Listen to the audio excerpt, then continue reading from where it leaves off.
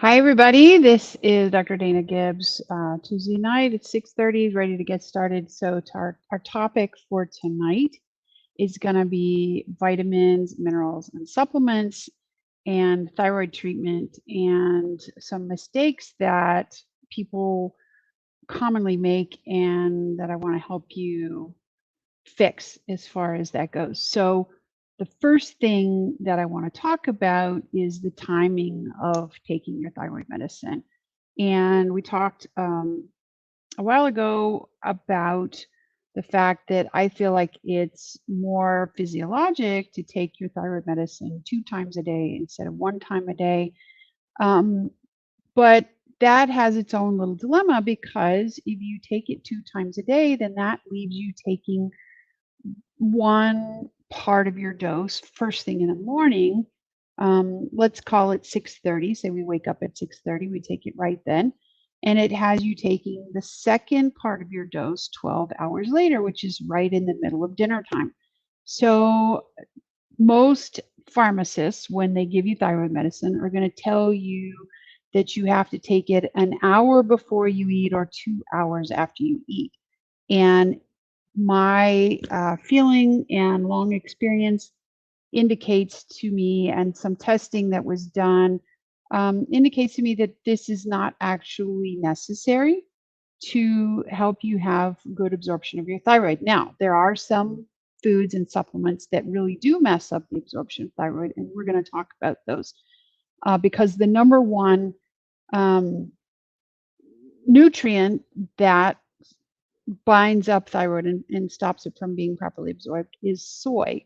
And the problem with soy is that it is added to a lot of foods to increase the protein content, particularly breakfast cereals and things like that. But then there's also soy sauce, tofu, lots of foods that we eat.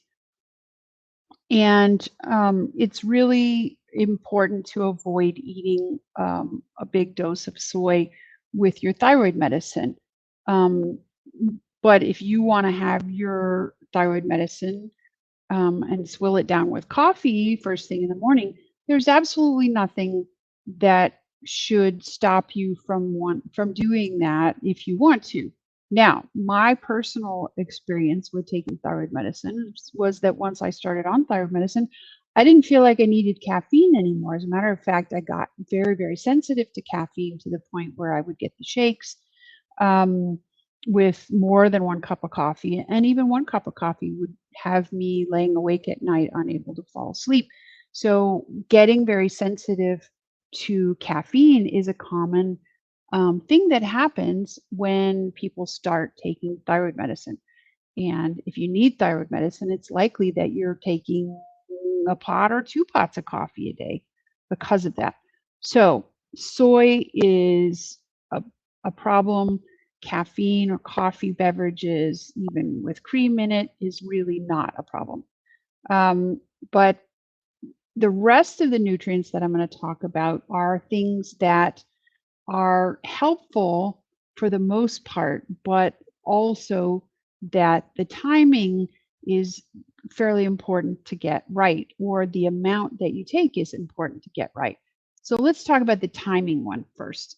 So there are two common supplements that people take, and they are um, very necessary. So the first one is iron, and there is a fairly strong association between thyroid deficiency and iron deficiency. And so, if you have gone to your doctor for fatigue and they've tested your iron by checking your total iron, TIBC, ferritin levels, and they determine that they think you need iron, then it is pretty important to not take your thyroid medicine and iron supplements at the same time.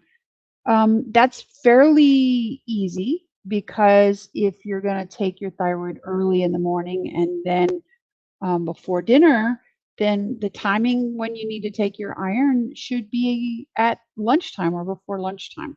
And I believe iron is better taken with food anyway. Some people can get enough iron by their diet. It is in legumes, it's in spinach, it's in most meat products, particularly red meats, of course. Um, but some people are going to need to take an iron supplement. And if you do, just take it at lunchtime, and then you don't have to worry about it interfering with your thyroid medicine. Now that brings up another issue is that a lot of people take calcium because they take vitamin D and they take calcium to keep their bones healthy and strong. And I am all for that, but I am not for taking big doses of calcium along with or close to your thyroid supplements. So if you're going to take calcium, once again, take it in that lunchtime hour, and that should be adequate to keep it away from um, your thyroid hormone. So that's two of the things. Then the next minerals that we need to talk about are zinc and iodine and selenium. And all three of these are important and necessary, but there's some caveats to that. So the first one is zinc. And there are lots of cheap zinc supplements out there, and they are mostly zinc oxide, and that is not a real bioavailable form of zinc. So if you're going to take zinc, then it's really better to take zinc citrate or zinc glycinate. And if I look at, for example, this trace mineral supplement that I have here, this one says zinc picolinate, which is fine, but you might need a larger amount. This is a trace mineral supplement. I'll just show you guys that. It has a little bit of zinc in it, but it has more of those other minerals that I was talking about in a better form. Now, this one, this supplement here, is a CalMag zinc, and it has a chelated amino acid zinc complex. And so that actually ought to be pretty good. So it doesn't really matter as much. Zinc is not going to interfere with thyroid absorption. And zinc is necessary for the conversion of T4 to T3. And so having adequate zinc stores in your body is really going to help you with your thyroid function. There are two more minerals that I feel like are super, super important. One of them is iodine. And without enough iodine, your thyroid just can't make thyroid hormone. Iodine is on the actual molecule of thyroid hormone. It's not just a cofactor, it's actually part of the hormone. And so you have to have enough iodine. But it is very easy to get the wrong dose of iodine. And so we need to talk about this very carefully. So iodine supplements come in, for example, in this trace mineral, this has 100 micrograms of iodine in one serving, and that is 1/10 of a milligram. So the RDA for iodine is going to be about 300 micrograms, or 3 times this pill. You can get away with a little bit less than that, and you'll probably be fine. You do not want to go above 1,000 micrograms or 1 milligram of iodine per day.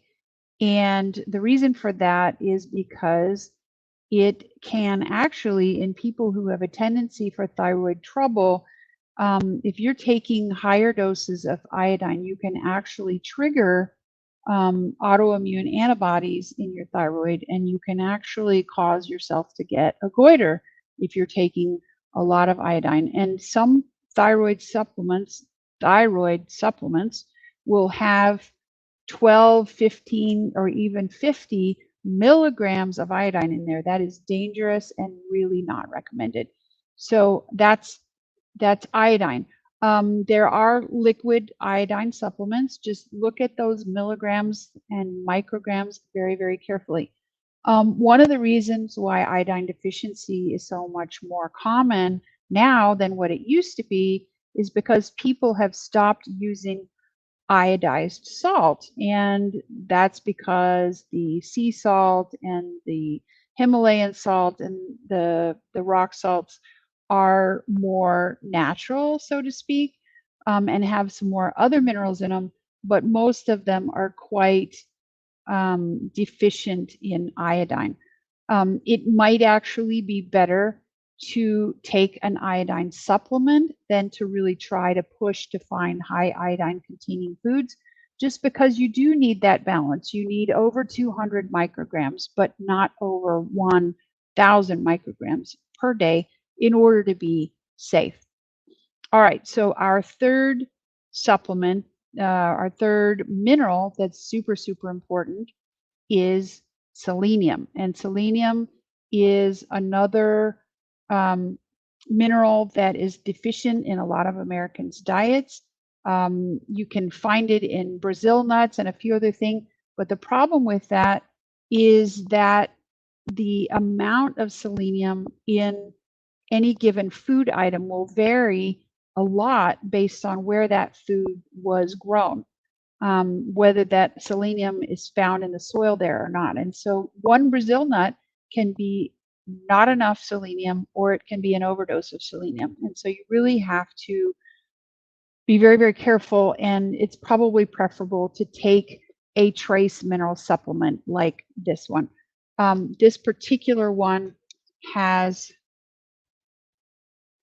70 micrograms of selenium. And so I would say probably if you're taking that twice a day, that is plenty of selenium. And selenium is necessary, once again, for the conversion of T4 to T3, but it also acts as an antioxidant inside your thyroid to, that is, so free radicals are naturally produced in the conversion of iodine into the active form that it needs to be added onto thyroid hormone. And selenium can help get rid of those free radicals, which helps keep inflammation from being a problem in your thyroid. So those are the minerals. There is one other supplement that I really want to caution you about it, because it's super common for people who have low thyroid to be taking biotin. And biotin in and of itself is not a bad thing. It's B3. It's one of the B vitamins. It's said to help people regrow their hair. Not necessarily going to work if your thyroid is inadequate, but not an unreasonable thing to be taking, except when you're getting ready to go to the lab to have your thyroid hormones taken. Biotin is a component of many of the hormone tests that we use to check whether your levels of estrogen or testosterone or thyroid hormone are correct or not. And if you have been taking biotin, biotin will interfere with those tests and make it look like you have more thyroid hormone in your body than you actually do, giving you a false normal value in some cases. And so for my patients who are getting hormone testing, I always recommend that they not take biotin for about 5 days before they go in to get their thyroid hormones taken, or before they get any hormones taken.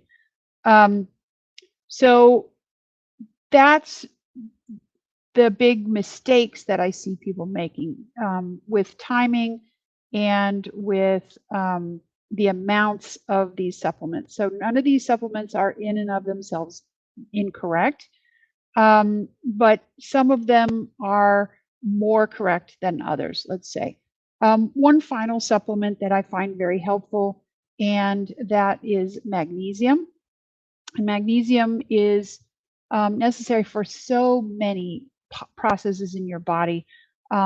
Magnesium deficiency can make it difficult to sleep. It can make you tense. It can make you have cramps. Magnesium oxide is a great thing to take if you are constipated and you need to have a bowel movement, for example. But magnesium oxide is not a fabulous way for bioavailable magnesium to get into your system. If you want to do a magnesium supplement that's going to be more helpful in that way, you want to look for magnesium glycinate or magnesium threonate. And these two are both going to be slightly more expensive than a magnesium oxide supplement, but are going to be far more helpful if you're taking the magnesium, for example, to help yourself fall asleep in the evening. So that's what I've got for today. And just want to let you guys know that if you missed one of these previous videos and you're looking for them and you're interested in hearing some of the other stuff we've talked about, that all of these videos are going to be available for replay on my website, which is www.danagibbsmd.com. So good talking to you. Have a great night, and we'll talk again next week.